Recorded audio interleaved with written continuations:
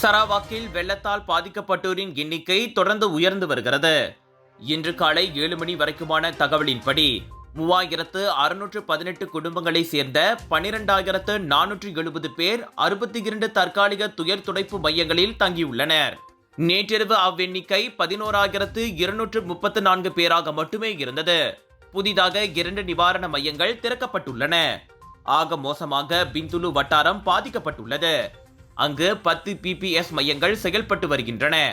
9 மையங்களில் வெள்ளத்தால் பாதிக்கப்பட்டோரும் மற்றொன்றில் நிலச்சரிவிலால் பாதிக்கப்பட்டோரும் தங்க வைக்கப்பட்டுள்ளனர்.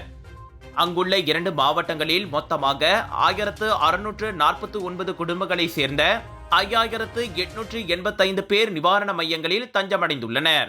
சீபு, குச்சிங், சமரஹான், ஆசாஜயா, சுபுயாவ், சிரியான் உள்ளிட்ட இடங்களும் வெள்ளத்தில் பாதிக்கப்பட்டுள்ளன. இவ்வேளையில் சபாவில் 4000க்கும் மேற்பட்டோர் வெள்ளத்தால் பாதிக்கப்பட்டுள்ளனர்.